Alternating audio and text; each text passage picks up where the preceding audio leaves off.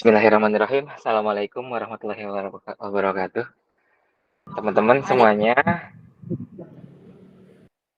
alhamdulillahirrahmanirrahim. Alhamdulillahirrahmanirrahim.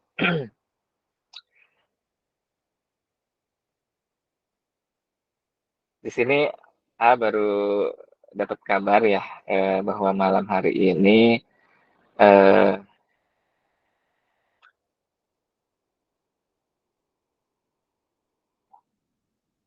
ini moderatornya berhalangan hadir. Jadi insya Allah acara akan langsung oleh sendiri. Ya, jadi kita langsung saja ya mukadimah. Bismillahirrahmanirrahim.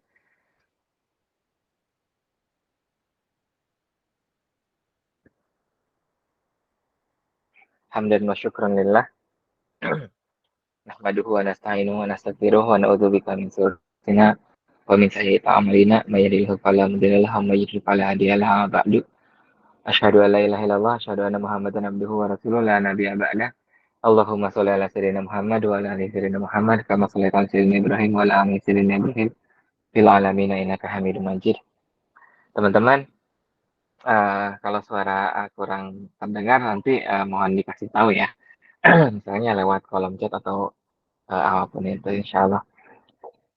Kita panjatkan puji syukur kehadirat Allah Subhanahu wa taala memberikan kita kesempatan di malam hari ini setelah minggu lalu yang hari Ahadnya ya, Ahad malam itu ada miskom ternyata ya. Jadi Ahad karena memang Ahad tidak mengikuti grup yang kalian masuk, jadi Ahad tidak mendapatkan link untuk bisa masuk ke sini gitu kan. Jadi pas Ahad tunggu, wah nggak ada juga nih gitu ya.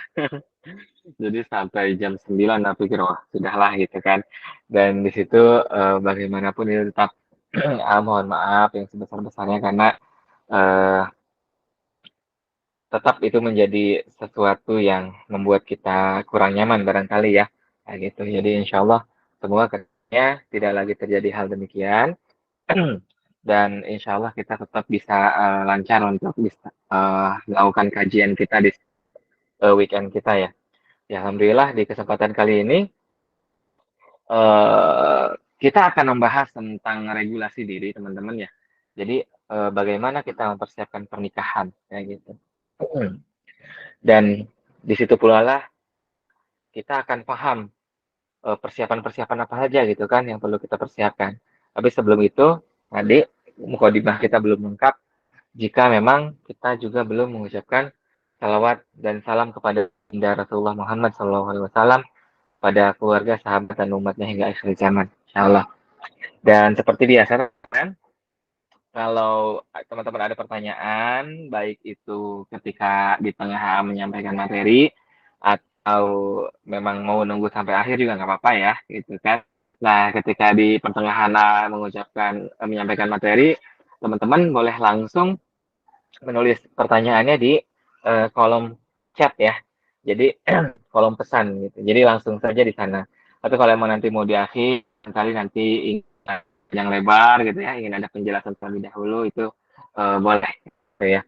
Nah, di kesempatan kali ini kita akan membahas tentang dalam persiapan perkawinan, insya Allah. Dan untuk itu kita buka pertemuan kita pada malam hari ini dengan Al-Fatihah. Ibarat Quran Al-Fatihah. Bismillahirrahmanirrahim.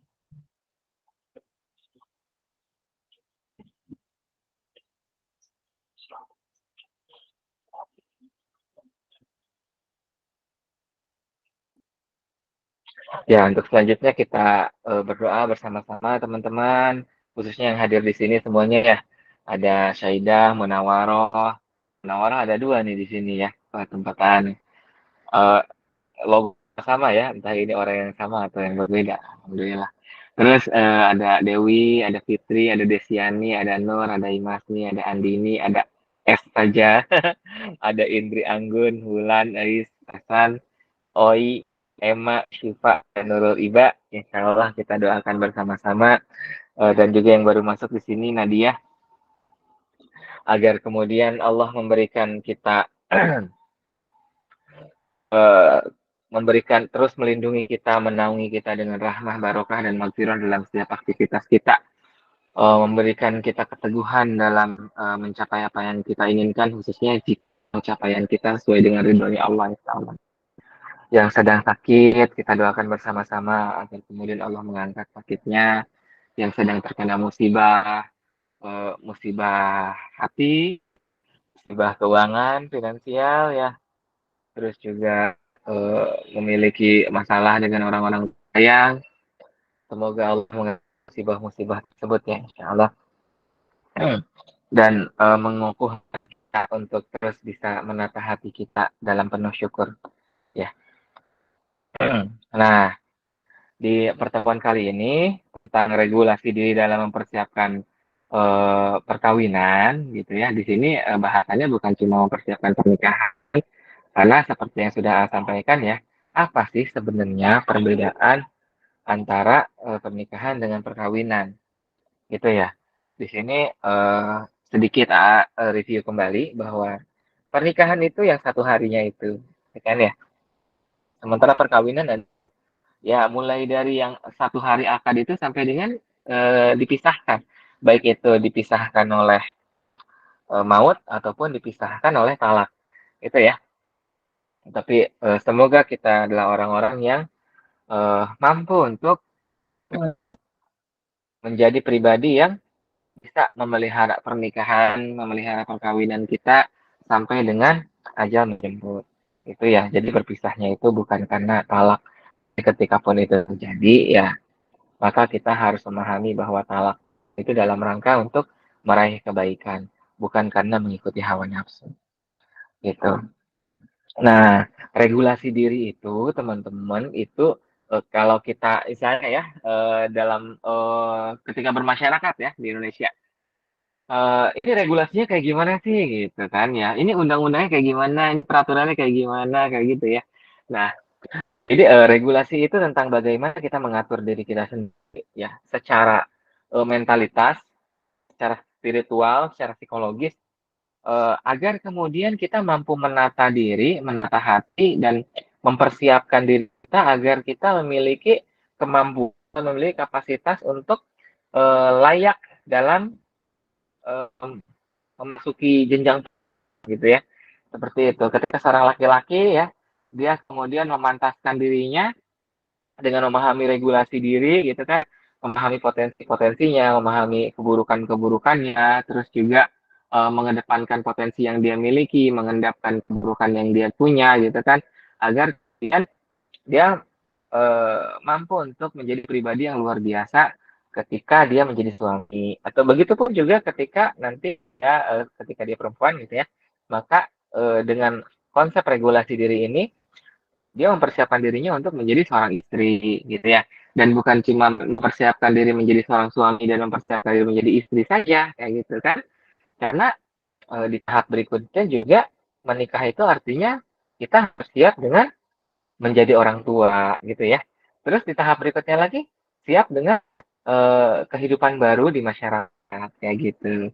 Nah, dan itu adalah sebuah konsekuensi ya, jadi itu adalah sebuah konsekuensi logis dari pernikahan itu sendiri kayak gitu, jadi tidak bisa kita pisahkan ya. Kalau kemarin sempat viral juga tuh ya, ada orang muslimah yang kemudian ingin child free gitu kan misalnya ya.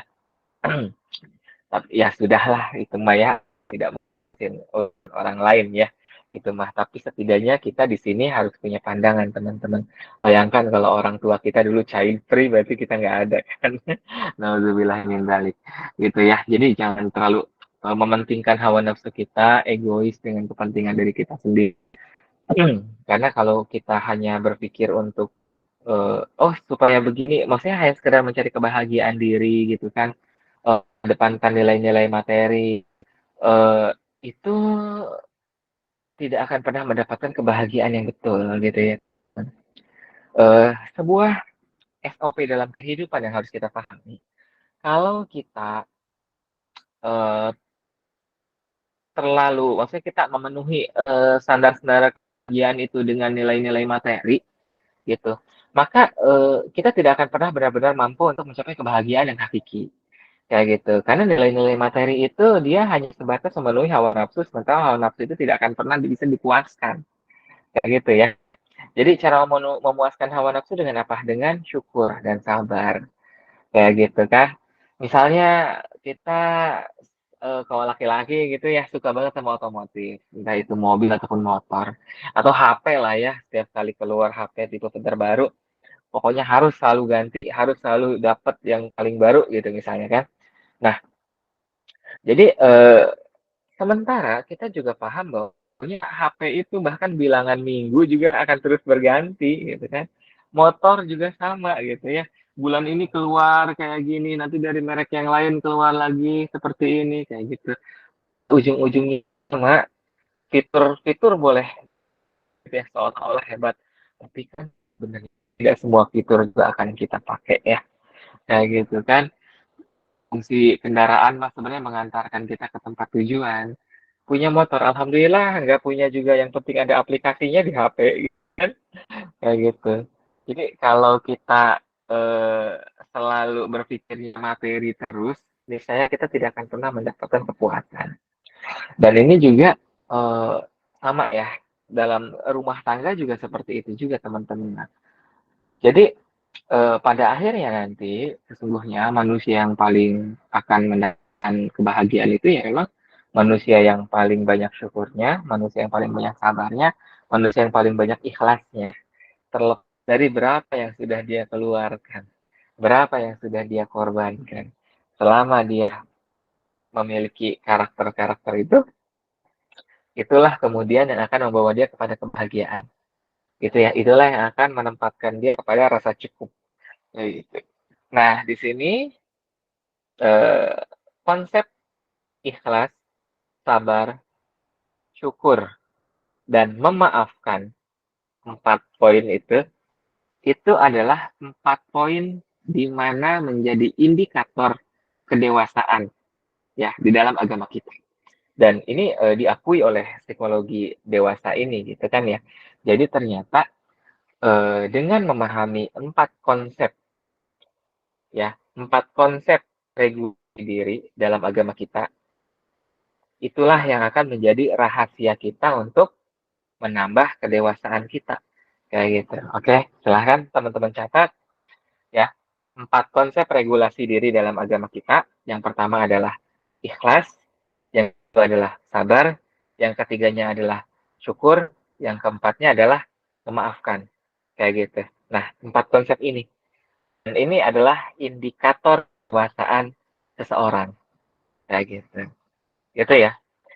Nanti ada sebuah hadis dari Rasulullah SAW bahwa sungguhnya ternyata Rasulullah SAW menempatkan 4 konsep ini menjadi 4 konsep tauhid dan juga empat ibadah hati yang paling prinsip kayak gitu. Dan ini sangat luar biasa. Itulah kenapa nanti dalam hadis tersebut Rasulullah memberikan keterangan bahwa sungguhnya akan datang satu masa yaitu di nanti alam mizan gitu ya, di mana kita semuanya akan berkumpul di sana, terus amalan kita akan ditimbang. Dan ketika alam mizan itu sudah ada di hadapan kita gitu, fase fase di mana amalan itu ditimbang, maka seorang di sana akan mendapatkan pahala yang itu dari ekspektasi dia, kayak gitu ya. Jadi dan orang yang mendapatkan pahala tersebut akan kaget, ini pahala ini berasal dari mana, kayak gitu. Karena dia tidak pernah merasa melakukan itu, kayak gitu. Nah, kita di sini Rasulullah kasih tahu bahwa orang-orang yang mendapatkan anugerah seperti itu adalah yang pertama orang yang ikhlas, orang yang syukur, orang yang sabar, dan orang yang pemaaf. Ditambah yang kelima adalah orang yang rajin puasa. Kayak gitu. Nah, di antara 5 amalan itu, 4-nya adalah amalan hati, satunya adalah amalan fisik. Dan ternyata yang 4 itu merupakan sebuah konsep tauhid yang paling dasar dan juga sebagai 4 indikator kedewasaan manusia. Jadi kalau kita ingin menilai kedewasaan diri kita, maka kita hanya tinggal melihat 4 faktor ini, teman-teman. Kayak gitu ya. Walaupun nanti dalam psikologi modern atau juga nanti dalam teori-teori yang lainnya gitu ya, kita kemudian akan mengenal karakter ini. Maka sebenarnya karakter-karakter muncul itu semuanya itu adalah turunan dari 4 karakter atau 4 konsep tauhid yang kita sebutkan tadi itu, teman. Ikhlas, syukur, sabar, memaafkan, kayak gitu. Gitu ya. Nah, jadi 4 karakter ini adalah sebagai standar. Jadi indikator kita untuk mengukur eh, kedewasaan diri kita. Dan kemudian dia tadi ya, jadi kalau kita ingin memahami konsep regulasi diri untuk membuat kita dewasa, maka yang 4 ini adalah prinsip, dan yang 4 ini yang harus kita latih dengan sangat serius, gitu ya. Nah, di sini eh, semoga teman-teman sudah mencatat ya, karena ini prinsip, gitu ya. Ya, jadi di dalam agama, ulangnya lagi, di dalam agama kita ini adalah 4 konsep tauhid, gitu ya. Orang kalau tidak memiliki 4 ini dalam dirinya, maka bisa jadi tauhidnya itu rapuh, kan ya. Secara keilmuan bisa jadi dia uh, paham betul, gitu kan ya. Hafalin Asmaul Husna, insya Allah hafal, gitu kan. Terus kalau kita ditanya sifat-sifat Allah, gitu kan ya, itu hafal juga, gitu kan. Terus juga ketika kita membahas kitab ini, dia luar biasa ya, pesantrennya juga udah bertahun-tahun. Tetapi kalau itu tidak sampai membuat peningkatan pada 4 karakter tadi, ikhlas, syukur, sabar, dan memaafkan, maka secara tauhidnya bisa jadi dia rapuh, gitu. Ya, nah termasuk juga kita sebagai manusia. Walaupun usianya sudah tua, usianya sudah 30 tahun, usianya sudah 40 tahun, usianya sudah 50 tahun, udah 60 tahun, bahkan sudah menjelang kematiannya. Tetapi kalau di dirinya itu level keikhlasannya, level rasa syukurnya, level kesabarannya, dan level memaafkannya rendah, maka dia tidak dewasa secara mentalitas. Kayak gitu, teman-teman ya. Nah, disinilah kemudian kita memahami itu. Kayak gitu. Ya, jadi, oh, ternyata cara mengukur seseorang itu dewasa atau tidak itu dilihat dari itu tadi. Gitu. Di sini sama ya, sebagai seorang laki-laki, kita juga menghitung agar kemudian kita memiliki kepantasan untuk menjadi suami. Oh, 4 hal ini yang perlu kita latih. Bagaimana cara kita memilih kepantasan untuk menjadi seorang ayah? Oh, 4 ini yang kemudian kita latih. Kayak gitu, teman. Begitupun perempuan, ya. Apa saja yang perlu kita persiapkan gitu ya dalam menuju pernikahan itu? Maka 4 hal ini yang perlu kita latih agar kita memiliki kepantasan untuk menjadi seorang istri. Kayak gitu ya. Nah, terus berikutnya sama juga gitu kan. Apa saja yang bisa kita latih untuk bisa menjadi seorang ibu gitu kan. Maka 4 hal ini yang kemudian untuk kita latih.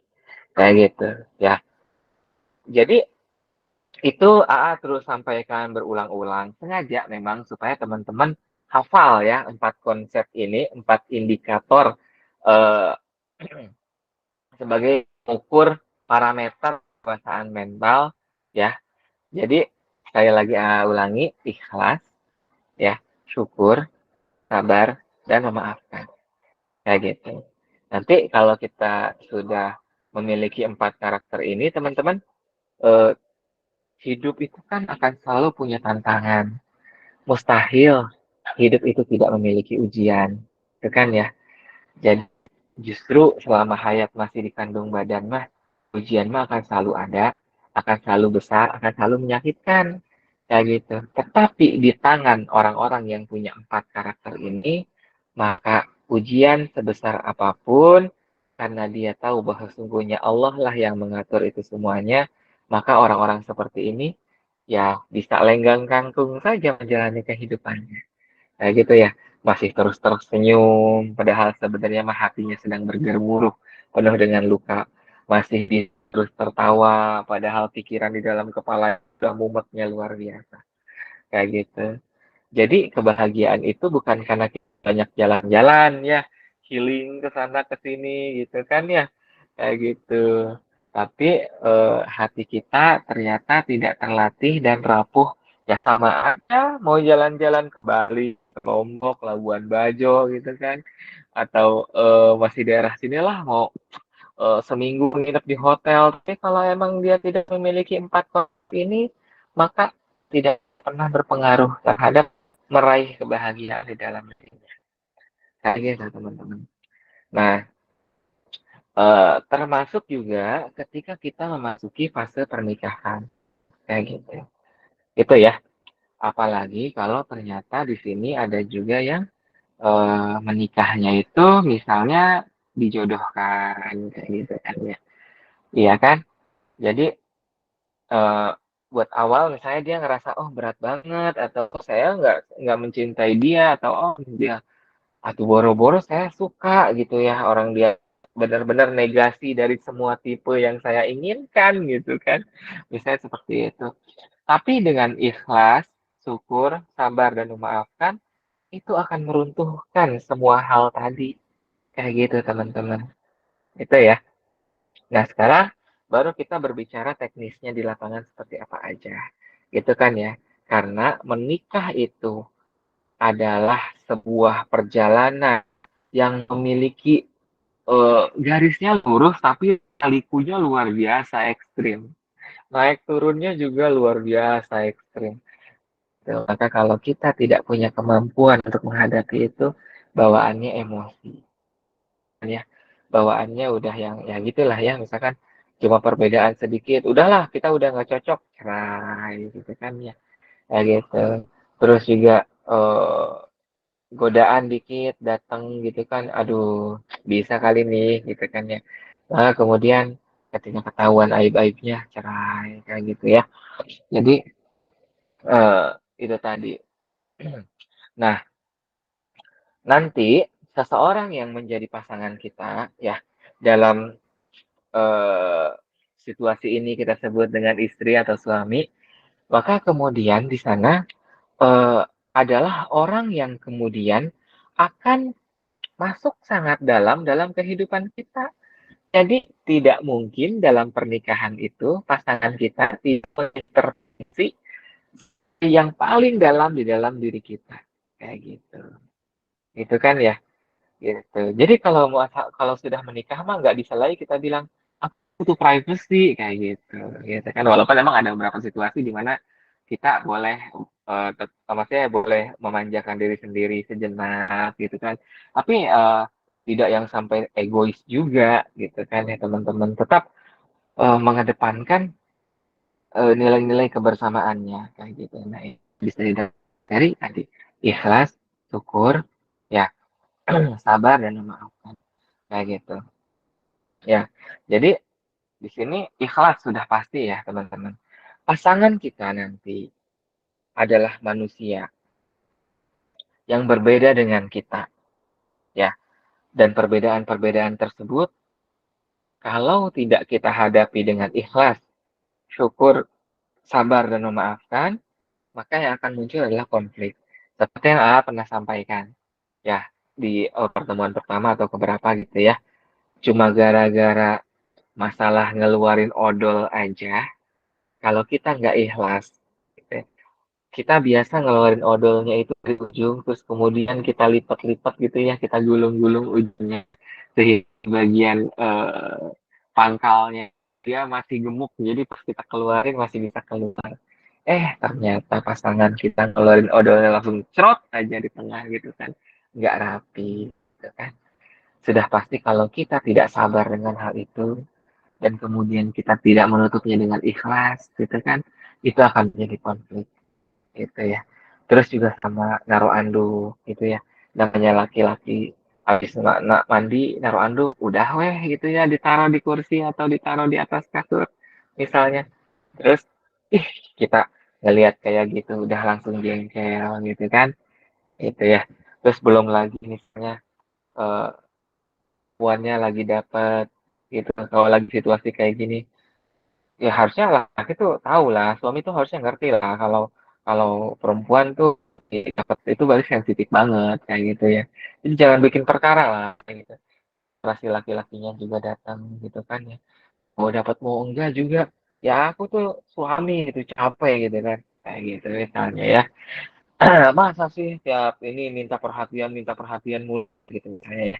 Jadi, nah kalau tadi tidak kita hadapi dengan keikhlasan yang luar biasa kayak gitu kan ya, terus penuh syukur, terus kita bersabar menghadapi itu, dan juga kita langsung memaafkan semua kesalahan-kesalahan mereka saat itu juga, maka kemudian tadi hal-hal yang tadi itu muncul itu akan menjadi konflik buat kita kayak gitu kan ya. Sementara pertemuan sebelum kita eh, sudah ini paham bahwa sungguhnya pasangan kita adalah orang yang harus paling paling kita toleransi ya gitu ya. Jadi eh, sebesar apapun kesalahannya gitu kan ya, terus juga, sering melakukan kesalahan-kesalahan berulang dan lain sebagainya kayak gitu. Kita harus paham. Dan dengan memiliki sifat kesabaran, keikhlasan, bersyukur gitu kan ya. Terus juga kita langsung memaafkan dia. Maka itulah yang kemudian akan kan semua konflik tersebut. Berat ya sudah pasti berat kayak gitu kan. Nah, makanya itu tadi ini yang perlu kita latih gitu kan. Aduh, saya mah pemaaf gitu. Saya mah barat, enggak, pokoknya serba buru-buru gitu kan. Saya juga kurang teliti, jadi seringkali saya sangat berantakan dan lain sebagainya. Nah, itulah pentingnya teman-teman. Kayak gitu ya, kita punya. Jadi ketika berumah tangga tadi, pankan empat indikator ini, empat karakter ini untuk kita berlepas diri dari yang namanya konflik. Ya, nah kalau keduanya sudah seperti itu, teman-teman ya akhirnya toleransi itu muncul dan akhirnya menjadi saling mendukung. Nah gitu. Jadi yang empat itu tadi. Nah, yang harus paling kita upayakan, yang harus kita latih terus-menerus, gitu ya. Melatih keikhlasan kita, gitu kan. Melatih rasa syukur kita. Apapun yang dihadirkan oleh pasangan kita, kita bersyukur, kayak gitu kan. Apapun yang diberikan oleh pasangan kita, kita bersyukur, kayak gitu. Terus juga ketika memang ini dirasa berat, aduh masih sulit untuk bisa mensyukuri, tapi setidaknya kita bisa bersabar dengan itu semuanya, kan? Sehingga tidak langsung menjadikan itu ladang amarah kita yang akhirnya membombardir semuanya, gitu. Terus ketika sabar pun masih sulit, tapi kita bisa maafkan. Dan teman-teman kita perlu paham ya, bahwa sesungguhnya memaafkan Allah itu nyuruh kita buat maafin, gitu ya. Bukan melupakan. Karena kita tuh nggak mungkin bisa langsung lupa dengan kesalahan orang. Tetapi memaafkan mah insya Allah. Jadi artinya ketika pun kita masih ada luka, masih ada jengkel, tapi kita udah maafin, kayak gitu kan. Gitu ya. Udah aku maafin deh kayak gitu kan misalkan seperti itu, tapi aku tuh masih lupa loh, aku masih ingat ya paling ya perempuan itu paling jago banget ingat kesalahan kayak gitu kan, ke siapa aja bukan apalagi suaminya kayak gitu ya. Jadi gitu, eh, perempuan itu gampang memaafkan, laki-laki itu gampang melupakan kayak gitu ya. Makanya keduanya juga harus sinergi. Tapi ada tuh laki-laki yang eh, nggak apa yang gampang maafin dan seperti itu juga, ini kan kejadian umumnya ya teman-teman ya. Umumnya demikian kayak gitu. Masalah nanti presentasinya berapa di lapangan ya udah pasti beda-beda lah. Yang namanya karakter orang kan beda-beda. Gitu ya. Nah, eh, di situ maka kita melatih itu bertahap gitu kan ya. Misalnya nanti eh, ketika kita sudah mencatat ini semua ya, tadi oh indikator kedewasaan itu hal ini kita catat ya. Untuk berikutnya nanti kita akan program itu kan apa yang perlu kita lakukan. Oke, tapi sebelum itu di sini tadi saya perkenankan kembali buat teman yang memang ingin bertanya, silahkan langsung tulis saja di kolom chat gitu ya. Karena insya Allah 15 menit lagi kita atau mungkin bisa lebih cepat juga ya, kita akan masuk ke sesi tanya jawab gitu. Nah, terus berikutnya nanti ketika kita sudah paham bahwa empat hal ini adalah indikator atau parameter kita dalam membuat sebuah regulasi diri atau eh, melatih diri kita gitu kan ya, bisa ikhlas gitu kan. Nah, ikhlas itu sesuatu yang memang sangat perlu dilatih kayak gitu. Di sini kita harus bisa membedakan teman-teman antara niat sama motif kayak gitu ya. Karena seringkali kita suka campur adukan dua hal itu kayak gitu ya. Kalau motif itu nanti tujuan, terus latar belakang dan lain sebagainya. Kalau niat itu adalah persembahan. Kita persembahkan apa yang kita lakukan ini buat siapa? Buat Allah gitu ya. Jadi niat ikhlas itu mayoritas semuanya karena Allah kayak gitu ya. Jadi tapi kalau motif itu bisa karena apapun gitu. Misalkan nikah gitu kan. Nikah motifnya karena karena dia ini kembang desa gitu kan misalnya ya, atau kemudian kayak karena umur saya udah kayak gini sih ya udahlah saya nikah kayak gitu ya. Terus juga karena kita pengennya keturunan cakep jadi nyarinya eh, pasangan yang cakep gitu kan misalnya. Nah itu semuanya adalah motif teman-teman ya. Motif boleh apa saja boleh gitu kan ya, tapi kalau niat itu mutlak harus lillahi ta'ala, maka kemudian itulah yang kita sebut dengan ikhlas kayak gitu gitu ya. Seperti misalnya mohon maaf gitu kan, eh, sini suka ada orang-orang yang kemudian bilang oh kalau pengen dapat rezeki mah harus rajin sholat tahajud sholat duhanya kayak gitu ya. Padahal kan hadis yang itu tuh tidak demikian teman-teman. Itu sholat duha itu arahnya itu bukan buat rezeki, tapi sholat duha itu adalah untuk mengukur seseorang yang bertaubat gitu kan, atau untuk mengukur orang-orang yang ingin dekat kepada Allah. Kayak gitu sebenarnya. Jadi rezekinya itu bukan rezeki dalam bentuk fisik, tetapi rezeki dalam bentuk iman. Itu alat ukurnya adalah sholat duha. Kayak gitu. Karena kalau sholat tahajud eh, adalah seseorang yang tahajud itu adalah indikator keikhlasan. Kayak gitu. Jadi ketika orang itu rajin tahajud, maka seseorang itu akan terlatih untuk ikhlas. Gitu. Maka nanti di sini kita juga akan, cara melatih keikhlasan dengan cara apa? Yang paling harus kita perjuangkan, cara melatih keikhlasan itu yaitu dengan merutinkan tahajud. Kayak gitu kan. Oh, sampai ke situ ya? Iya, sampai ke situ. Jadi ciri orang yang ikhlas itu adalah orang yang rajin tahajud. Jadi semakin tinggi perjuangan tahajudnya, kemungkinan besar semakin tinggi juga perjuangan dia untuk mencapai ikhlas. Kayak gitu. Gitu ya. Karena tahajud itu adalah ibadah yang dia luar biasa.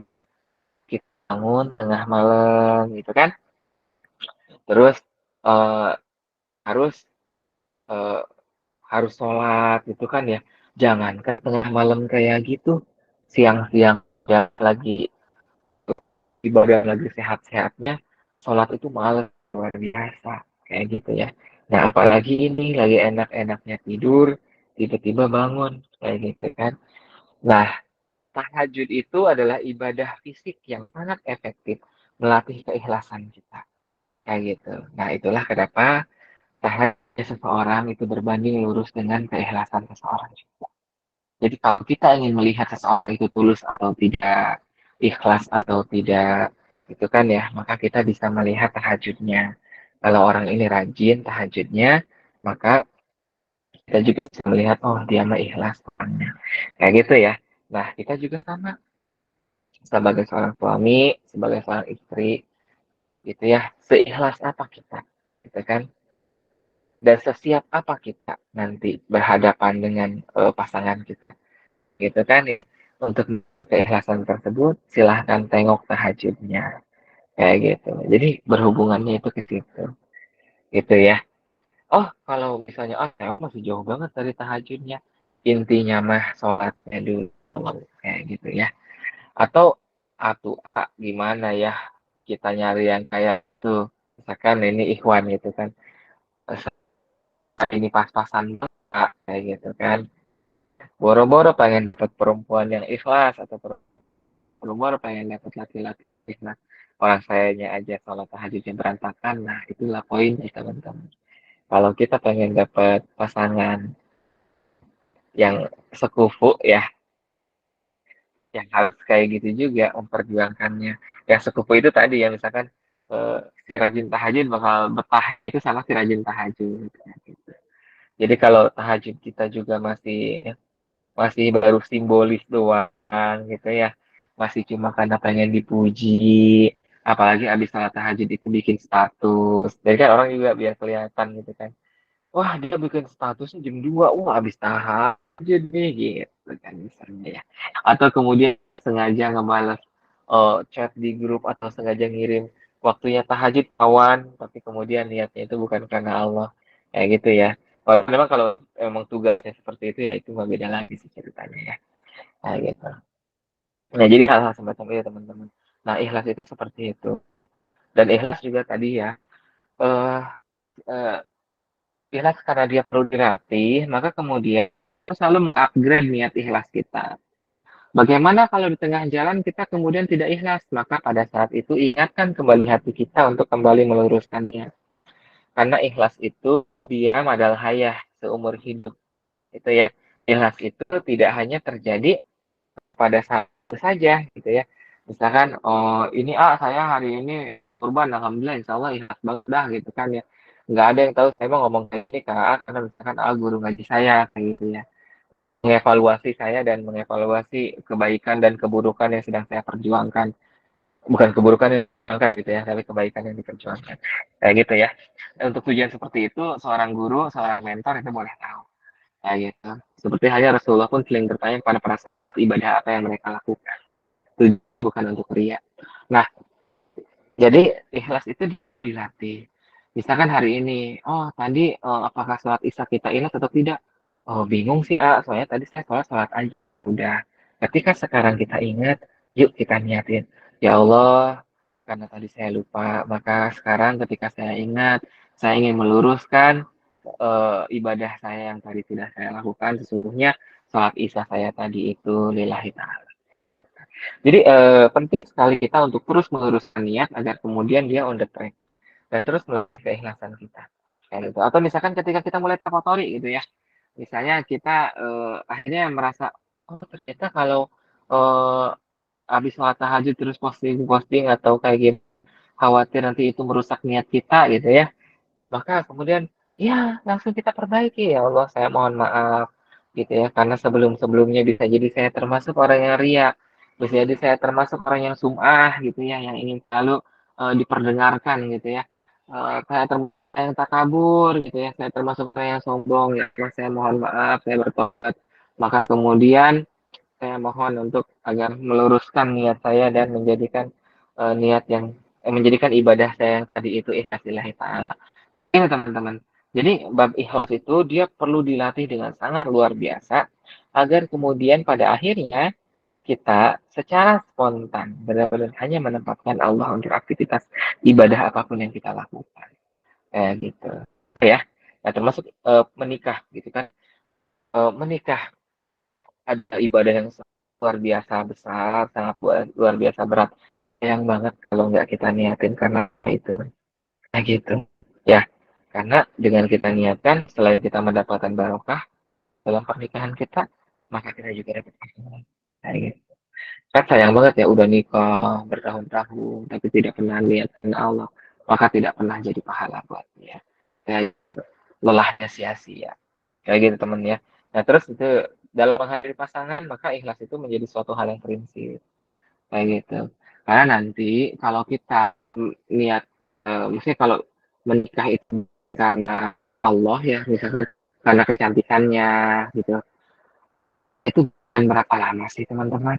Ya, oh kan sekarang banyak alatnya gitu kan ya, teman-teman. Walaupun orang misalkan gini, oh dia sampai 20 tahun masih tetap cantik gitu ya, masih kayak umur 30 tahun. Ya coba kita tanya, emang usia dia sampai kapan gitu ya. Tahu-tahu umur 50 tahun lah dia meninggal. Artinya kecantikan dia hanya bertahan sampai dengan liang lahat kayak gitu. Semua gitu kan. Itu akan selalu memiliki masa kayak gitu. Maka itu tadi mungkin di awal kita salah niatnya kayak gitu kan ya. Tapi enggak yang kemudian aduh saya udah salah niat ya. saya menikahi dia karena dia cantik, ya udah cerai. Ya nggak begitu dong. Gitu kan ya. Jadi tinggal kita perbaiki niat kita, kita update lagi. Kayak gitu ya. Kita upgrade niat kita agar kemudian insya Allah semua hal yang sudah kita lakukan itu berbuah pahala. Terus kemudian syukur teman-teman. Nah, syukur inilah yang kemudian menjadi faktor penting juga. Karena seringkali perdebatan terjadi ketika kita kurang syukur. Ya, seorang suami marah-marah karena mendapati masakan istrinya kurang enak. Kayak gitu. Padahal mungkin masih bisa masuk ke mulutnya.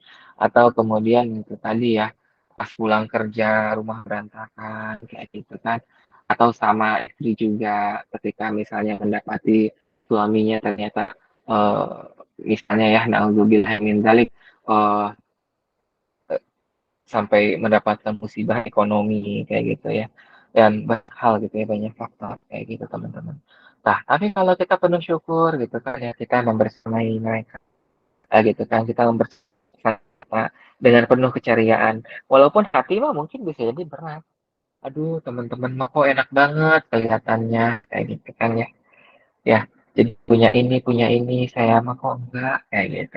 Tapi itu tadi kebahagiaan itu justru terletak pada rasa syukur kayak gitu. Ya, jadi seringkali ini yang perlu kita pahami teman-teman ya. Eh, Teman-teman lebih sering mendapati obat itu manis atau pahit?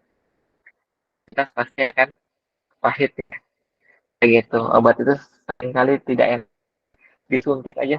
Bahkan beberapa orang ada yang takut disuntik. Kayak gitu. Nah, seperti itulah obat teman-teman. Kehidupan juga sama. Seringkali pahit dan menyakitkan. Tapi obat itu punya efek mengobati, menyembuhkan. Obat itu punya efek menyembuhkan. Dalam kehidupan kita juga sama. Sesuatu hal yang terasa getir, pahit, dan menyakitkan. Justru itu kita memahami dengan cara yang tepat, maka yang seperti itu justru menyembuhkan dan juga menguatkan. Kayak gitu ya. Jadi tidak perlu, maksudnya sedih silahkan, itu wajar sebagai manusia, eh, itu biasa gitu kan ya, tapi juga kayak gitu gitu ya. Nah, terus juga sabar, itu juga sabar, teman-teman. Nah, ketika kita tidak bisa bersyukur, sabar adalah pilihan, itu artinya menahan gitu ya. Jadi sabar itu bukan dalam kondisi ketika kita disakiti dan kita bisa menerima itu dengan ceria gitu ya. Itu mah berarti bukan sabar lagi, tapi ya hebat juga gitu, tapi bukan sabar. Sabar itu justru adalah sebuah kondisi di mana sebenarnya kita tahu bahwa itu berat, tapi kita tetap bertahan di sana. Itu baru namanya kayak gitu. Kita punya kemampuan untuk berbicara, tapi kita untuk di apa? Untuk menghindari konflik atau menghindari dosa. Kayak gitu. Udahlah yang kayak gitu mah nggak perlu dibalas gitu misalnya ya. Padahal kalau kita mengungkapkan semua argumentasi kita, insya Allah bisa gitu kan. Ya namanya api di api atau kebakaran gitu kan. Nah, jadi yang seperti itu teman-teman. Nah, jadi sabar itu adalah sebuah kondisi di mana kita menahan diri dari kesakitan. Pertama ketika kita punya kemampuan kayak gitu ya. Tapi bukan berarti ini kezaliman yang prinsipil ya. Kalau misalnya sampai sudah tindakan menyakitkan kan, waktu minggu kemarin kan sudah menjelaskan kan pernikahan yang haram itu seperti apa. Yaitu pernikahan yang memberikan kemudorotan sampai tahapan zolim. Kayak gitu. Cuma sudah harus dilawan. Nah di kita juga banyak sekali teman-teman korban, ya kalau orang udah bikin gitu kan kadang diapain aja gitu kan. Soalnya saya udah tanggung gitu, udah pacaran lama kayak gitu kan. Apalagi kalau sudah sampai balik ya permintaannya pada tahapannya dosa kayak gitu. Itu sih. Semoga Allah melindungi kita dari perilaku yang demikian kayak gitu. Nah, terus yang terakhir itu adalah kita memaafkan teman-teman karena kita juga harus paham bahwa setiap kita itu selalu memiliki dosa, selalu punya kesalahan. Kayak gitu, orang yang paling gak tahu diri adalah orang yang tidak bisa memaafkan. Padahal justru kita akan sangat bersyukur ketika apapun kesalahan kita. Kayak gitu ya. Teman-teman mau tahu nggak syarat orang yang dimaafkan oleh Allah itu apa? Yaitu orang yang paling mudah memaafkan orang lain. Kayak gitu. Nah, apalagi kita, gitu kan ya. Jadi ya bikin kesalahan setiap hari gitu kan. Saya, kamu bisa nggak maafin? Bisa, insya Allah. Bisa ini, ya nggak apa-apa, maafin dulu aja. Insya Allah nanti ya akan merawat hatimu. Kayak gitu misalnya. Itu ya teman-teman ya. Jadi dengan memaafkan itu, walaupun dalam beberapa situasi ya tetap kita punya kewajiban juga gitu kan memperbaiki situasi tersebut. Tapi kan justru sebenarnya ya jangan memberikan nasihat dalam keadaan konflik dan juga marah. Kenapa? Nggak nyambung kayak gitu ya, gitu kan. Nah, apa kita yang marah kan nasihatin sambil marah. Yang orang tangkap itu emosinya doang, teman, gitu ya. Itu seperti teman nih dimarahin sama atasan. Kira-kira berapa persen teman-teman bisa mampu menangkap gitu ya? Biasanya nangkapnya juga nanti setelah kemarahannya reda. Tapi yang paling kerasa itu adalah sakit hati. Kenapa? Karena yang keterima itu adalah marah dulu gitu, bukan nasihatnya. Kayak gitu. Itulah kenapa memberikan nasihat dalam kondisi marah itu tidak ada dalam kamus kita, di dalam agama kita. Kayak gitu. Oke, itu saja yang bisa saya sampaikan untuk malam hari ini. Kita berbicara tentang regulasi diri dalam persiapan sebuah perkawinan. Maka di sini kita harus paham bahwa perkawinan itu sangat luar biasa dan regulasi diri dalam menempuh perkawinan itu dengan cara kita meningkatkan mentalitas kedewasaan eh, mental dan spiritualitas kita gitu ya. Dan indikatornya itu adalah ikhlas, syukur, sabar, dan juga memaafkan. Nah, ternyata empat hal ini juga menjadi ibadah hati yang pahalanya paling besar nanti di yaumul hisab. Kayak gitu ya, ketika semua amal dihisab dan ditimbang, maka pada saat itu orang-orang yang memiliki empat karakter ini adalah orang-orang yang masuk surga dengan sangat luar biasa. Walaupun ibadahnya biasa aja, orang-orang ini dia memiliki pahala yang melampaui orang-orang yang beribadah. Kayak gitu. Itu ya. Oke, itu saja yang bisa saya sampaikan. Mangga, silahkan kalau ada yang ingin bertanya, silahkan mengacungkan tangan atau melalui kolom chat. Di sini saya lihat di kolom chat belum ada, ya. Maka silahkan yang mau bertanya, kasih waktu.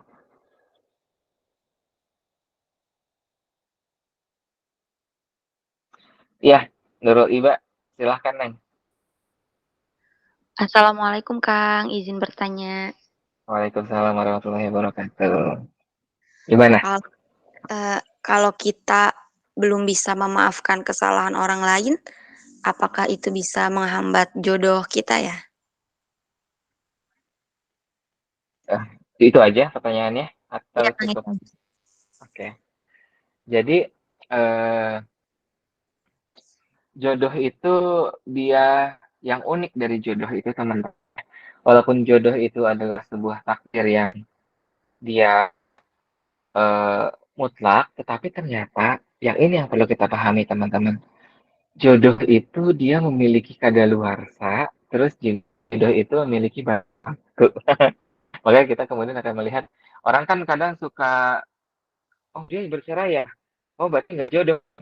Bukan yang nggak jodoh, cuma jodohnya sampai di situ kayak gitu. Misalkan cuma 2 tahun jodohnya itu lagi dengan, tapi kemudian di sini berkaitan dengan memaafkan atau tidak, maka tergantung situasinya kayak gitu. Nah, di sini A ingin memberikan pemahaman terlebih dahulu kepada teman-teman.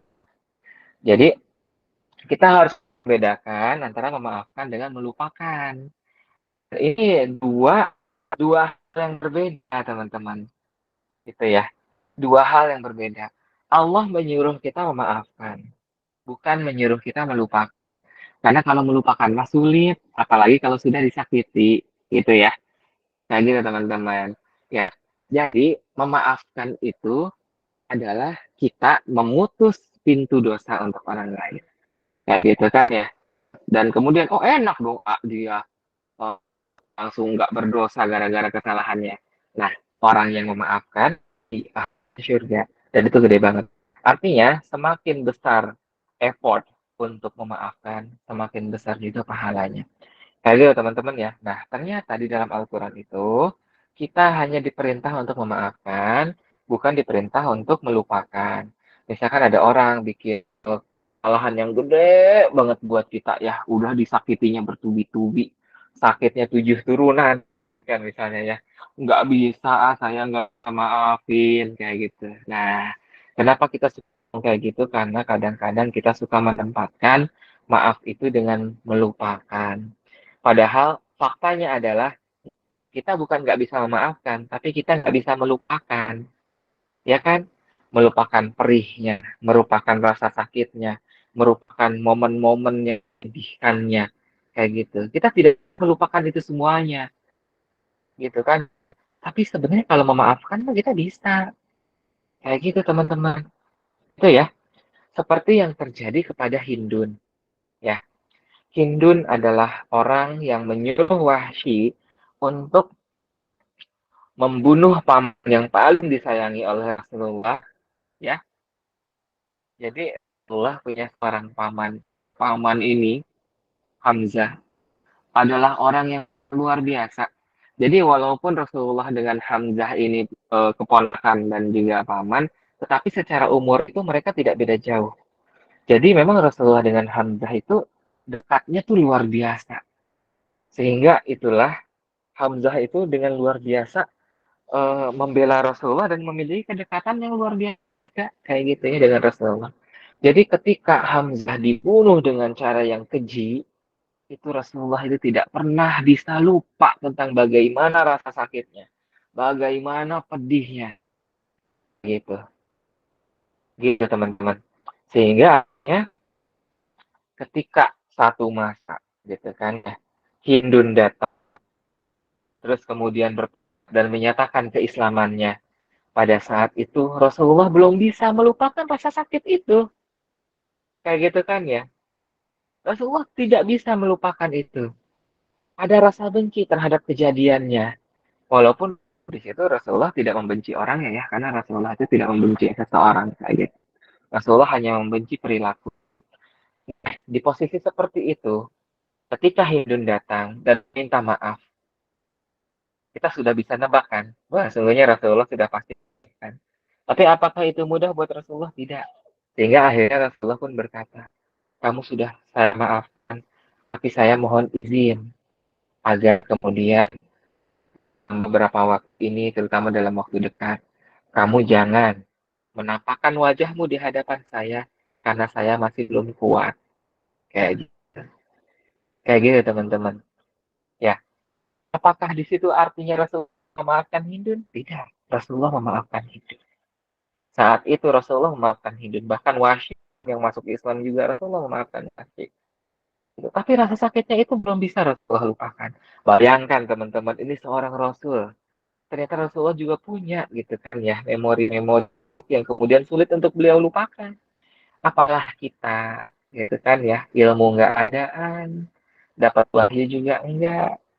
Sudah pasti kita jauh lebih memiliki ketidakmampuan dalam melupakan semua rasa sakit tersebut. Kayak gitu. Manusia paling mulia saja ternyata memang memiliki hati yang demikian peka sehingga ada beberapa hal gitu yang bisa beliau lupakan. Tapi dari situ hikmahnya itu karena Hindun juga paham betapa besar dosa-dosa yang beliau lakukan sehingga pertobatannya itu sungguh-sungguh kayak gitu kan ya. Karena beliau tidak mau menjadi seorang wanita yang dibenci oleh Rasulullah. Sehingga alhamdulillah itu kan ya. Maka pertobatan Rasulullah luar biasa sehingga terdengarlah kabar kepada Rasulullah bahwa ketika Hindun sudah menjadi muslimah, sudah menjadi mu'alaf, itu perubahannya luar biasa dari saya. Rasulullah sudah benar-benar mampu melupakan rasa sakit itu. Kayak gitu. Nah, jadi itu teman-teman. Kita harus bisa membedakan antara memaafkan dengan melupakan. Lupa itu sulit, tetapi memaafkan mah sebenarnya mudah. Karena seringkali di mulut itu sudah kita keluarkan ya sudah gitu pada saat itu juga eh, ini juga gitu selesai gitu di situ. Kayak gitu ya. Jadi pertanyaannya tadi tentang jadi di sini ingin menegaskan dulu tentang definisi memaaf gitu kan ya. Karena kadang-kadang kita suka salah paham. kita mah suka langsung kalau memaafkan itu suka seolah-olah sudah harus sampai melupakan juga. Padahal itu tadi, dan lupa itu berada pada dimensi yang berbeda. Kayak gitu ya. Nah, jadi memaafkan itu bukan berarti kita udah langsung lupa begitu aja. Itu tidak demikian. Kayak gitu. Kadang-kadang masih menyisakan sesuatu itu bukan berarti kita belum memaafkan. Kita cuma belum lupa. Dan karena kita juga punya hati yang perlu kita rawat, maka ya maksudnya tidak perlu tergesa-gesa ketika harus benar-benar bisa menerima perubahan seseorang. Yang penting di awal kita sudah memaafkan dulu, gitu kan ya. Maafin aja dulu, nanti ke depannya seperti apa kita lihat. Karena insya Allah orang-orang yang terbiasa memaafkan, Allah pun akan jaga hatinya dari sifat buruk dan juga kebencian di dalam hatinya. Jadi kalau sudah maafin, nanti mengikis itu semuanya sedikit demi sedikit, sehingga pada akhirnya Allah menutupi kebenciannya dengan rasa bahagia. Kayak gitu ya. Orang yang punya kebahagiaan, nggak punya waktu membenci. Kayak gitu. Nah, yang berikutnya adalah baru jawab. Apakah kalau kita tidak bisa melupakan seseorang itu akan menghambat jodoh kita? Jujur, secara pribadi, tidak pernah mendengar ada hadis ataupun perkataan ulama yang membahas tentang semuanya. Kayak gitu ya. Maka di sini juga dengan keterbatasan ilmu yang miliki hanya bisa menjawab bahwa sejauh yang pahami tidak ada korelasinya antara tidak mampu memaafkan seseorang dengan jodohnya. Kayak gitu ya. Jadi itu adalah satu hal yang berbeda. Tapi kalau kebencian membelenggu dirinya sendiri, bisa jadi itu bukan tentang dia tidak memaafkan, tapi hatinya sendiri yang membelenggu jodohnya. Kayak gitu. Jadi karena begitu besarnya kebencian yang dia miliki, sehingga akhirnya kebencian tersebutlah yang membelenggu dirinya untuk bertemu dengan jodohnya. Kayak gitu. Karena ketika hati sudah dipenuhi rasa benci, sulit untuk membuka sesuatu terhadap apapun. Kayak gitu ya. Oke, itu saja yang bisa saya sampaikan. Yang Nurul Iba, gimana? Apakah sudah terjawab atau masih ada yang perlu ditanyakan? Sudah, AA, terima kasih banyak. Oh, iya, alhamdulillah. Gitu. Nah, ini Kang Tristan juga sudah mengacungkan tangan. Tapi sebelum kita ke Mas Tristan, sini sudah terlebih dahulu yang bertanya ya melalui chat. Gitu. Nah, di sini AA bacain dari ini dulu ya. Jadi ada pertanyaan, ini AA tidak menyebutkan namanya karena kalau lewat chat mungkin khawatirnya dia juga tidak mau disebut. Saya sering mendengar ada pernyataan bahwa jodoh itu cerminan diri, tapi kenapa masih banyak orang yang baik ketika menikah tidak mendapatkan yang baik juga, lalu cerminan diri yang yang dimaksud. Nah, teman-teman, jadi kita tidak melihat jodoh itu di awalnya, tetapi kita melihatnya dalam proses dan di akhirnya. Kayak gitu ya. Nah, di sini misalnya kan di dalam Al-Quran disebut bahwa sesungguhnya perempuan takwa laki-laki takwa gitu kan, perempuan yang soleha untuk laki-laki soleh, begitupun sebaliknya, laki-laki soleh untuk perempuan soleha, ya, laki-laki takwa untuk perempuan takwa, laki-laki buruk untuk perempuan buruk, kayak gitu. Nah, kita melihat dalam prosesnya teman-teman, gitu ya. Jadi tidak yang kemudian di sini misalnya ya, kok bisa gitu kan ya seorang ulama menikahi orang buruk gitu kan perangainya kayak gitu. Nah, mungkin di awal bisa jadi si perempuan ini keburukannya sangat luar biasa. Tapi di pertengahan jalan ternyata si perempuan itu ajak. Dan akhirnya dia menjadi perempuan yang takwa. Bahkan bisa jadi ketakwaan yang melebihi suaminya sendiri. Gitu. Kayak gitu teman-teman ya. Jadi di sini walaupun kita maksudnya ini untuk memotivasi diri kita teman-teman bahwa kita akan perlu perasaan dengan kebaikan yang kita miliki. Ah, kan orang baik, bisa kali dapat cowok baik juga. Ah, saya kan orang baik. Berarti sebenarnya mah saya bakalan dapat cewek baik juga kayak gitu ya. Nah, ternyata tersebut dimaksudkan juga bahwa sesungguhnya dalam pernikahan itu tidak berbicara di awalnya saja, tetapi di pertengahannya juga. Sekarang bisa jadi kita baik, hijabnya sudah rapi, terus juga sholatnya udah bagus, kayak gini, kayak sesuatu yang luar biasa. Tapi begitu ketemu jodoh, terus terutama jodoh kita orang yang kemudian, oh mapan nih, punya ini, punya itu, akhirnya ternyata kesolehan kita tergadai oleh kualitas tersebut. Artinya sebenarnya kita tidak jauh berbeda dengan pasangan yang kita nikahi tersebut, kayak gitu. Gitu kan ya, dia buruk misalnya kita baik dia gitu, ternyata malah kita yang ikut-ikutan. Loh kan di Al-Qur'annya perempuan takwa untuk laki-laki takwa gitu kan, kenapa sih dia tidak menjadi takwa juga gitu ya misalnya. Ya mungkin bisa jadi karena takwa kita itu baru simbol, kan Allah yang lebih tahu daripada kita ya. Itulah kenapa tadi kita penting sekali untuk menyadari hal itu, menambah ketawaduan, karena dari ayat tersebut itu yang maksudnya adalah sebuah proses kayak gitu kan. Jadi eh, oh ternyata seperti itu gitu kan ya. Oh saya kan masih buruk ya ayah, berarti saya juga jangan berputus asa kalau nanti saya berhak untuk mendapatkan laki-laki yang baik ya. Iya teman-teman, jangan berputus asa insya Allah. Atau misalnya kak, ya ini kan saya aja nih ya, terus qadarullah nih calon suami saya atau calon istri saya sama juga biasa aja kayak gitu kan ya, gitu teman-teman. Tapi insya Allah Allah tahu hati kita itu seperti apa, sehingga pada akhir walaupun pas awal nikah misalnya ya ternyata pada biasa aja, ternyata di setahun pernikahannya Allah menolong dia, entah itu dengan Allah ngasih ujian, terus dari ujian tersebut kemudian mereka bertaubat dan jadi soleh dan solehah kayak gitu kan. Atau oh enggak lewat ujian sih, tapi misalnya tiba-tiba mereka punya ketertarikan untuk ikut ngaji kayak gitu kan, jadi akhirnya seperti itu ya gitu teman-teman ya. Jadi yang dimaksud di ayat tersebut itu kan endingnya kayak gitu ya, jadi bukan di awalnya. Itu yang bisa saya sampaikan ya. Kembalikan lagi kepada penanya, apakah cukup menjawab atau belum ya. Kalau emang sudah cukup alhamdulillah. Menunggu responnya, silahkan tanya lagi. Dan untuk berikutnya berikan kesempatan pada Bang Tesan. Oke, Bang, enggak Bang Tesan? Halo, Assalamualaikum Mas Ahmad. Waalaikumsalam warahmatullahi wabarakatuh. Mangga. Iya, saya sebenarnya suka jawaban yang subjektif nih dari Mas Ahmad ini, karena saya juga akan banyak pertanyaan terkait pertanyaan-pertanyaan ini ke banyak orang ya, yang menurut saya punya ilmu agama yang mumpuni. Jadi Mas Ahmad ini termasuk kategori yang menurut saya punya ilmu yang mumpuni. Amin.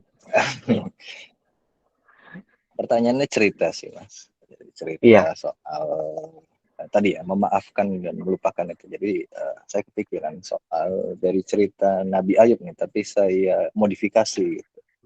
Mm, Ada kondisi di mana ketika keluarga itu berpisah karena suaminya itu sakit gitu ya, lalu istrinya menalak suaminya, yang kemudian ketika sudah sehat kembali istrinya ingin kembali gitu.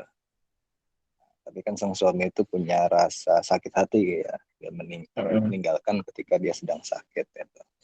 Dilihat dari kondisi ketika, jadi ada kondisi mereka mempunyai anak gitu ya, masih kecil, dan posisi kedua orang tua ini kan cukup penting untuk pertumbuhan sang anak. Jadi kalau mereka berpisah pun itu bakal membebani si anak gitu. Berdampak negatif. Lalu berlanjut kalau misalnya si suami jatuh sakit gitu ya, jatuh miskin, ditinggal lagi oleh istrinya gitu. Masih ceritanya agak ngawur gitu ya. Tapi ketika suaminya sudah kaya lagi, istrinya ingin balik lagi gitu. Jadi terjadi dua kali gitu. Persembahkan gitu. Ini pendapat subjektif aja dari Mas Ahmad tuh gimana? Pertanyaan saya yang sedikit apakah ini ngawur ini. kejadian nyata atau fiktif, Mas Tesan? Modifikasi Oh, dari modifikasi cerita aja. Nabi Ayub ini. Karena pertanyaan berikutnya itu nanti berkaitan dengan kondisi ini ya, eh, si anak gitu kan. Nah, Hmm. ini ada beberapa hal yang kita perlu pahami, termasuk dalam kita sudah bahas ke bab psikologi keluarga, juga psikologi perubahan. Penting sekali untuk mengasuh anak itu kehadiran orang tua ya. baik ibu dan ayah gitu. Dua ini tuh penting harus ada dan penting harus eksis dan mengikat kayak gitu. Kayak gitu. Dan ini satu yang memang agak sulit untuk ditawar-tawar ya. Karena memang sih bisa seorang istri mengasuh anak dan insya Allah berhasil. Tapi nanti ada pola berkurang. Begitu sebaliknya. Ketika seorang suami single parent gitu ya, dia bisa juga gitu ya ngasuh anaknya kayak gitu. Tapi tetap nanti akan ada yang kurang juga. Nah, bagaimana cara melengkapinya? Pasti effortnya akan jauh lebih besar. Itulah kenapa menjadi single parent itu effortnya pasti akan berat luar biasa. Tapi ternyata apa gitu ya? Bahwa sesungguhnya ketidakhadiran orang tua, meskipun secara fisik ada, itu jauh lebih berbahaya dibanding orang tua nggak ada sama sekali. Kayak gitu. Ini yang perlu kita pahami teman-teman. Itu ya. Jadi seperti apa? Ketidakhadiran orang tua jauh lebih meskipun secara fisik dia ada. Misalkan orang tuanya ada, ayahnya ada, ibunya ada, tetapi tidak pernah hadir. Ayahnya ada, ibunya ada, tapi selalu cekcok gitu kan ya.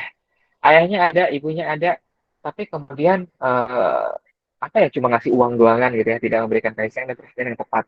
Yang seperti ini, anak itu akan jauh lebih mudah hancur. Kayak gitu.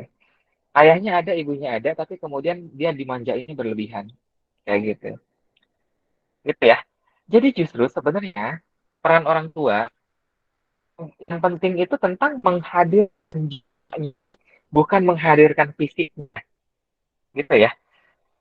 Jadi di sini kita juga ya, makanya di sini teman-teman sudah mulai agak melihat ya.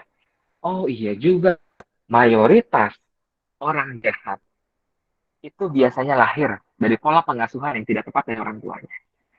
Entah karena orang tuanya cekcok mulu, entah karena orang tuanya galak nggak galak. Eh, baik, iya suka ngasih uang setiap hari, tapi nggak pernah ada gitu kan. Nggak pernah ada ketika sedih, tidak pernah ada ketika anaknya butuh pelukan gitu kan ya. Nah gitu. Nah biasanya orang-orang yang seperti itu secara akan hancur secara karakter. Nah gitu ya. Jadi cara paling mudah untuk menghancurkan anak itu yaitu dengan mengasuh dengan cara yang buruk dan hilang secara ininya ya.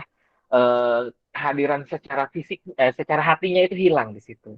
Nah gitu. Nah di sini kita harus memahami teman-teman pentingnya Nah, kehadiran fisik dan nah, kehadiran hati. tidur. Ya, Kenapa aja dari tadi? Woi, ya. Alhamdulillah ada iklannya. Ya. Jadi pentingnya kehadiran hati di situ ya. Nah, kira-kira dari situasi seperti ini, pertanyaan Mas Tisan itu, kita akan tarik di sini. Sosok istri yang demikian, apakah yang istri yang mampu menghadirkan hatinya buat anak-anaknya atau tidak? Kayak gitu ya. Nah, itu pertanyaannya. Karena kalau dia hanya bolak-balik cuma gara-gara materi, kita khawatir bahwa walaupun ada anak di sana, dia tidak terlalu peduli dengan terhadap anaknya. Artinya di sini bisa jadi kehadiran ibu tiri itu jauh lebih dibutuhkan oleh si anak dibandingkan ibu kandung. Misalnya ya. Apakah selalu seperti itu? Tidak, ini kasuistik ya. Ini kasuistik tadi. Kalau emang karakter si perempuannya itu seperti itu. Jadi sudah bisa terbukti 2 kali. Jadi artinya, apakah perempuan tersebut worth it untuk diperjuangkan atau tidak gitu kan? Nah itu tadi balik lagi pertanyaannya. Apakah si perempuan tadi itu memang hadir sebagai seorang istri dan juga sebagai seorang ibu atau tidak? Dia hanya hadir untuk memenuhi materinya saja. Seperti itu, maka dia tidak dibutuhkan sebagai istri dan dia tidak dibutuhkan sebagai seorang ibu. Nah gitu ya. Nah, itu fakta yang pertama. Fakta yang kedua adalah eh, tangga, kadang-kadang kita suka mengatasnamakan anak untuk tidak cerai, untuk mempertahankan sebuah hubungan rumah tangga. Boleh nggak sih? Boleh sebenarnya. Tapi kita balik ke situasi yang tadi. Kak, memang ternyata pasangan kita itu buruk. Alasan kita bertahan karena anak itu tidak tepat. Kayak gitu. Karena justru dengan kita bertahan dengan pasangan yang toksik seperti ini, hanya akan membuat anak kita juga menjadi pribadi yang toksik gitu ya. Artinya alasan kita, saya ya sudahlah saya bertahan buat saya kayak gitu. Kasihan daripada dia tidak punya bapak. Faktanya adalah kalau ternyata bapaknya itu sejahat itu, atau kalau ibunya ternyata sezolim itu, maka kemudian di sini kita paham bahwa yang seperti itu sudah masuk ke dalam pernikahan yang haram. Maka sebaiknya memang tidak dipertahankan. Kayak gitu ya. Karena tadi justru level kezolimannya itu jauh lebih besar. Level kemudaratannya itu jauh lebih besar. Kayak gitu. Itu kan. Nah, jadi itu tadi. Di sini kita balik lagi. Itulah kenapa di sini juga nah, kan ya tidak menerima kehadiran istri-istri yang sudah meninggalkan beliau. Kayak gitu kan. Hanya ada satu yang beliau pertahankan, yaitu istri yang bertahan ketika beliau susah, dan istri yang kemudian melawat beliau itu. Kayak gitu ya. Istri yang kemudian udah habis apapun dan dia juga sudah bingung pekerjaannya itu apa lagi, sehingga akhirnya yang bisa dia lakukan di situ adalah menjual rambutnya. Sementara menjual rambut dalam agama kita adalah sesuatu yang haram. Dan di situ Nabi Ayub menegur, tetapi tidak menceraikan. Kayak gitu, hanya menegur aja, gitu kan ya. Tidak menceraikan. Gitu. Terus Nabi Ayub nikah lagi nggak setelah itu? Gitu kan. Menikah lagi. Tapi tidak dengan istri-istri yang sebelumnya itu. Kayak gitu ya. Tetapi dengan perempuan yang baru yang kemudian solihah juga. Kayak gitu ya.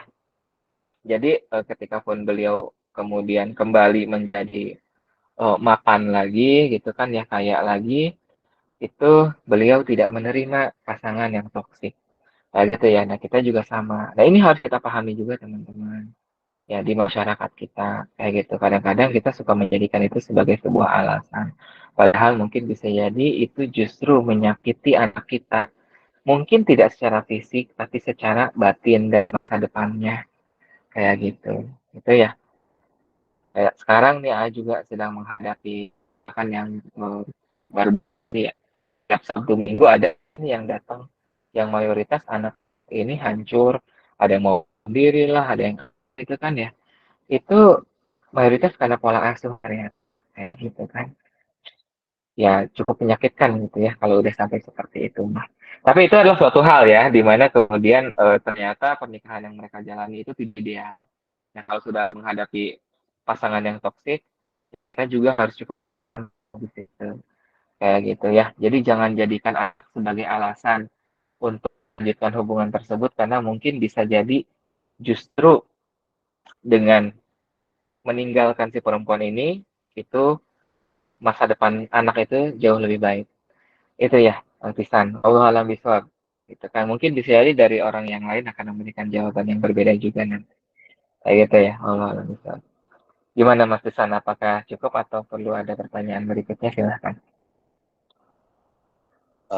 Mas Ahmad mungkin sedikit ingin mensummary kali ya. Jadi kesimpulan dari Mas Ahmad ini kan berarti untuk apa dijaga kalau nantinya hanya akan memberikan dampak negatif gitu ya untuk sang anak ya, dengan pasangan yang seperti itu gitu. Atau misalnya ketika istrinya yang ditinggal oleh suaminya sebaliknya gitu kan, untuk apa dia harus kembali dengan suami yang seperti itu gitu.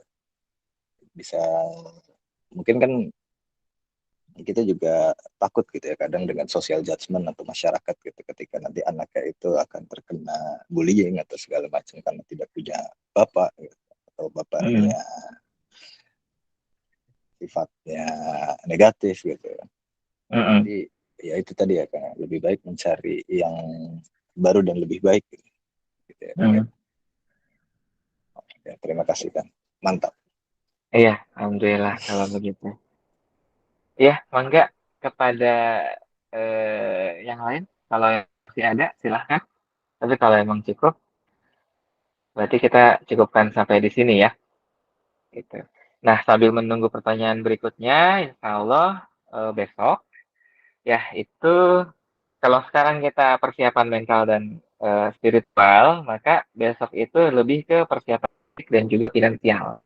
Kayak gitu ya. Jadi kira-kira secara fisik apa saja yang harus kita persiapkan, apa yang saja yang harus kita pahami, eh terus juga secara finansialnya itu seperti apa gitu kan ya, dalam mempersiapkan pernikahan, kayak gitu ya. Insya Allah itu materi yang akan kita bahas besok. Nah, oke, itu saja barangkali. Gimana teman-teman semuanya? Cukup ya sepertinya. Nah, karena tadi sudah menyampaikan tema buat besok, silahkan kalau teman-teman juga ada pertanyaan, disimpan, nanti pada saat besok ada materinya, ditanyakan. Kayak gitu ya. Jadi insya Allah kita punya banyak diskusi juga. Oke. Terus teman-teman jangan sungkan kalau ada pertanyaan yang bahkan misalkan pertanyaan itu takut gitu kan, misalnya kayak nanti konyol atau kayak gimana. Justru bisa jadi kadang-kadang ya pertanyaan-pertanyaan yang lucu gitu ya. Sebenarnya nanya tapi malu gitu kan. Jadi ketika kita nanyain hal tersebut itu mewakili pertanyaan teman-teman juga kayak gitu. Dan teman-teman tidak usah sungkan misalkan nanti malu sama adidinya atau sama teman-teman yang lain enggak juga eh, ini ya selucu apapun pertanyaan tersebut insya Allah kalau emang perlu dijawab ya dijawab kayak gitu. Jadi tidak usah sungkan bertanya. Oke, kalau malam hari ini tidak ada pertanyaan, berarti kita cukupkan di pertemuan ini. Semoga Allah menjadikan pertemuan kita itu barokah dan menjadi ilmu diri kita sendiri. Mohon maaf yang sebesar-besarnya jika memang dalam penyampaian materi pada malam hari ini itu banyak kata-kata yang mungkin kurang berkenan buat teman-teman ya, ada yang menyakitkan juga kayak gitu kan. Itu sama sekali tidak ada maksud dari secara pribadi karena memang itu semuanya karena keterbatasan yang kami miliki gitu. Kesalahan sudah pasti itu karena keterbatasan dari sementara yang benar itu karena Allah bisa jadi ingin membuat kita lebih mapan dalam keilmuan, insya Allah, dan menjadikan pertemuan kita ini sebagai ibadah untuk kita ke depannya. Semoga bermanfaat, teman-teman. Kita cukupkan dengan hamdalah, alhamdulillahirrahmanirrahim, dan kifaratul majlis, subhanakallahumma wa bihamdika, asyhadu alla ilaha illa anta, astaghfiruka wa atubu ilaik. Ya, makasih teman-teman semuanya. Ya, mohon pamit. Assalamualaikum warahmatullahi wabarakatuh. Waalaikumsalam warahmatullahi wabarakatuh. Terima kasih ya, Kak.